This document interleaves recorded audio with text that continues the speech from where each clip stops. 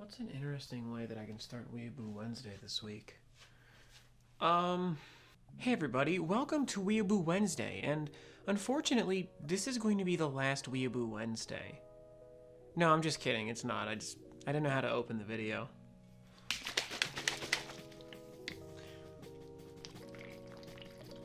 Oh yeah. Had a little bit of a sip of my drink, and I'm wearing one of the fresh threads that I got from Japan. This thing is extra Asian. You can see there's all kinds of cool stuff on it. And you know, Raijin and Fujin are awesome, so why not get a shirt with one of them on it? But yeah, welcome to Weeaboo Wednesday. This is your weekly dose of anime, weeaboo, Japan, nerdy news. So please strap in for the ride and let's have some fun. Make sure to stay tuned to the end because I do have an Amiami package. It's not much, but it's something. Today's first story is going to be one that has me very nervous. Some recent business reports have come out from Capcom, and they reveal that the Megaman live-action movie is alive and in development, and that is a very scary thing. Evidently, there was a lot of talks of it not being a thing anymore, but supposedly these new reports would show that yes, it is still being made. Now, there have been statements about who's going to be working on this, of which these people have worked on really crappy movies so far, of which one was a horror movie, and additionally, they say it's going to appeal to a very diverse audience, which is fine, but this is for Megaman, which is a pretty niche thing, right? That's one audience, which is Megaman fans. And they additionally say it's going to be an adaptation of the Megaman series, but of course with an added Hollywood flair, which none of that sounds good. This is all just the ingredients for something terrible, and to be something of my favorite series, that just makes me an unhappy camper. Did you guys know that there's an anime tourism association? Well, there is, and evidently it's been used to try to, of course, boost tourism to Japan, which is something you really don't have to try to do, it just happens naturally. But yeah, there's a whole list of like over 100 places that are reminiscent of areas from particular anime. Now, they've just recently announced the 2020 list of anime pilgrimage sites, which includes like 12 new places that were added this year, but of course, they've done this list in the past, which is how they've gotten so many places. Now, this includes places like Taito from Sarazanmai, Hakodate from Love Live, and even places like Chofu from Gegege no Kitaro, which of course is a place that I visited in Japan, and maybe I'll show you a video of that soon. So yeah, if you're interested in going to Japan and doing lots of weeby things which involve anime, check out that list and find places that may be relative to some of your favorite anime. Team Ninja and Koei Tecmo have finally announced that Neo 2 will be coming out March 13th of 2020. There's even an open beta that started November 1st and will run through to November 10th. And additionally, there's been another trailer video released. So if you're into Japanese mythology and stuff like that, and hard games like Dark Souls, and a nice marriage of these two things, then make sure to check out Neo 2 because you can actually play it now and get a good sampling of what you can come to expect in March when it comes out. As of September 30th, the Nintendo Switch has sold over 41 million units, and I personally have purchased 2 of these things, so I guess I did my part. There's a new promo video for the new Pokemon anime, which of course is titled Pocket Monsters, of which they show Scorbunny walking around, worst starter. There's a shot of Jessie and James, which has me particularly interested because I love Jessie and James. They also reveal the intro song, which is called 123 by After the Rain.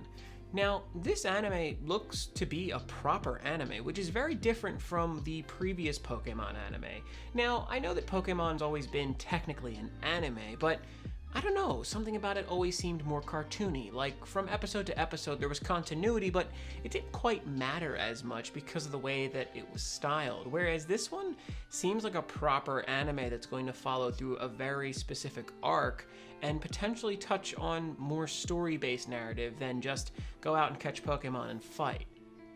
That's great and all, but this seems really interesting for a Pokemon show, so I may actually check out Pocket Monsters. Now, speaking of Pokemon, of course, the new Pokemon Sword and Shield games are coming out rather soon. And there happens to be a new 5-minute ad that shows off lots of the different features of the game. And then additionally, there's also the intro cinematic for the game as well, available to watch on YouTube. It's pretty crazy because as much as people are bashing it, I'm actually getting pretty excited for Pokemon Sword and Shield. Now, there are some things that I don't like about it, but it really doesn't matter that much in the grand scheme because, I don't know, I mean, it's a new Pokemon game and it's going to be very different in the fact that now it's on the Switch and that's like a sort of handheld but also sort of console to play at home too? I don't know, but ultimately I think just being in Japan activated some switch in my brain that said, you love Pokemon, and I do, and it reignited this passion where I kind of just want to get back into Pokemon again. Now, additionally, I've heard some rumor that there has been a leak for Pokemon Sword and Shield, which reveals that at least half of the national dex has been removed from the game, which is a pretty big point of contention for a lot of people, myself included, because I'm a collector.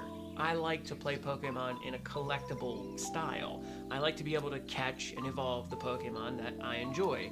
Now, that doesn't mean that I want to go catch all 700 or however many Pokemon there are, but still, the fact that they've removed so many is going to be a little jarring. But what do you think, Sword or Shield? Which game should I get? Clip Studio Paint is a really useful program that I actually use for all of my drawing and even creating my thumbnails for all my YouTube videos. It's an art program which mimics stuff like Photoshop and other art programs like that. It's an illustrator, and evidently there's been a group effort with a Texas-based nonprofit organization to provide a free 6-month version of Clip Studio Paint to over 10,000 schools, which is a pretty big deal. That's a lot of students that will be enabled to use a professional piece of art program that's really useful. It's a great software, and it's used by a lot of people who make comics and, of course, illustrate at a professional level. So it's a great way to give tools to younger people, because a lot of times when you're in high school or something like that, or middle school, whatever it may be, you don't have the ability to afford programs to draw. I know that I couldn't when I was a kid. I knew that getting Photoshop was completely out of the question and alternatives weren't really there. So this is nice to see us inspiring artistic enjoyment in our youth. So Square Enix decided to be very extra in the fact that they released a 7-minute long advertisement on Japanese television, which of course then became the longest running advertisement on Japanese TV ever. And it's all for Final Fantasy VII. 7 minutes, Final Fantasy VII. And it's basically like a miniature movie which follows some guy who had never played the original Final Fantasy VII, and with the remake coming out, he's gotten into it because he hears all these people and their captivating tales of why Final Fantasy VII was so great and so important to them and how awesome it was. And through that, he starts to get really interested in it and watching videos of it online, and he really wants to play it. And it's just so crazy to see all these people talking so passionately about something. I'm not as into Final Fantasy as I am some other games, but it is nice to see that sort of nostalgic joy that I don't really see as much nowadays in gaming, whereas this commercial kind of brought it to the forefront. Even though I know it's an acted commercial, it touches on a very real topic of how special games have been to so many of us, especially us weeaboos. So it got me by the feels, and yeah, I don't know. I don't necessarily want to get Final Fantasy VII anymore, but it did make me feel happy. Oh, hell yeah, baby. There's another Guilty Gear promo that's finally aired, of which it shows another character, Chip Z'Nuff, and the way that he's going to play in the game. Now, it also is accompanied by some new music by the same singer from the Smell of the Game song that was in the previous trailer that I wound up lip-singing on the previous Weeaboo Wednesday. Now, Chip Z'Nuff looks awesome, and it seems that he's going to be part of a demo that's going to play at a event in Los Angeles. Arc Revo America 2019 will host a playable demo of the new Guilty Gear game, which will have all of the previously announced characters. So it's going to be a full 6 characters that you'll be able to play as. But this has only been 5 so far.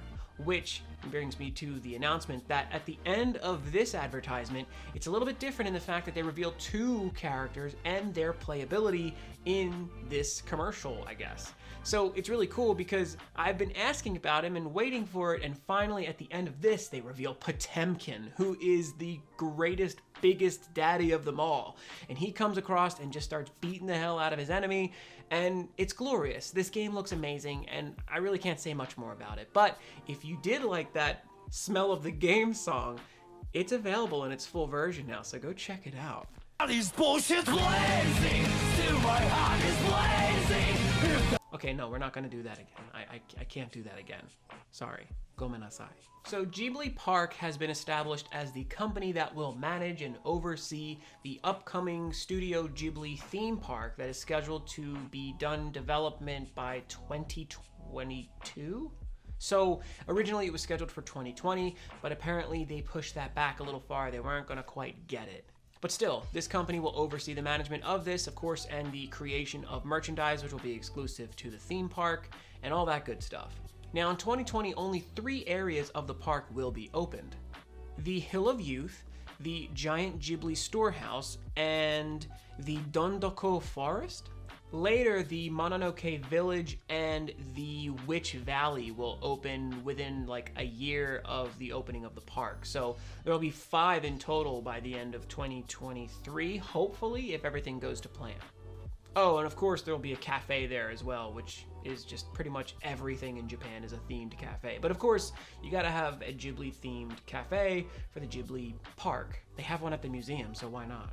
And finally, our last story is going to be that Atlus showcased a new video for the upcoming Persona 5 Scramble, which features a showcase on the character Joker, of course, the main character from Persona 5.